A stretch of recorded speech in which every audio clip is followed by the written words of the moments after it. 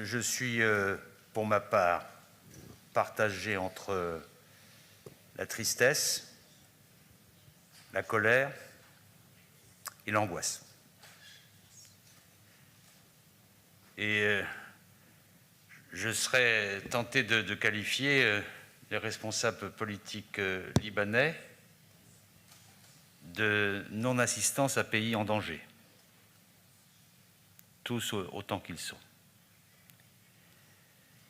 Chacun sait ce qu'il faut faire. Lorsque le président de la République s'était rendu à 2 reprises au cours de l'été, après l'explosion, puis le 1er septembre à Beyrouth, l'ensemble des acteurs s'étaient engagés à agir, à la fois dans la composition rapide d'un gouvernement inclusif et par ailleurs dans l'engagement des réformes indispensables. C'était il y a 7 mois.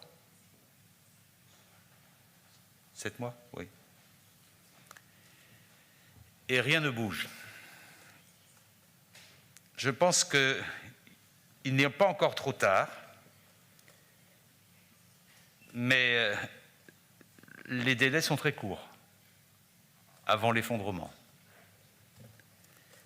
Et c'est aux autorités libanaises de prendre en main le destin de leur pays, en sachant que la communauté internationale regarde avec l'angoisse que j'ai indiquée tout à l'heure, l'inquiétude devant les retards. Si le Liban s'effondrait, ce serait une catastrophe pour les Libanais d'abord, bien sûr, partout où ils sont, et d'abord au Liban. Et ce serait une catastrophe pour les réfugiés palestiniens, les réfugiés syriens, et une catastrophe pour l'ensemble de la région.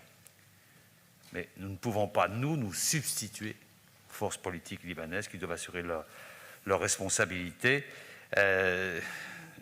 Voyons bien que des mouvements se déploient, la population s'inquiète beaucoup, et on la comprend. Donc il est vraiment, pour conclure, il est encore temps d'agir, parce que demain il sera trop tard. Nous tenons beaucoup aux intérêts du peuple libanais. Nous avons des contacts intenses avec toutes les composantes du Liban et du peuple libanais. Bien évidemment, il faut satisfaire les aspirations du peuple libanais. Il faut prendre en compte les intérêts du peuple libanais. Et c'est quelque chose qui incombe aux hommes politiques libanais. Et nous n'hésiterons pas. Si nous pouvons soutenir en ce sens, nous n'hésiterons pas.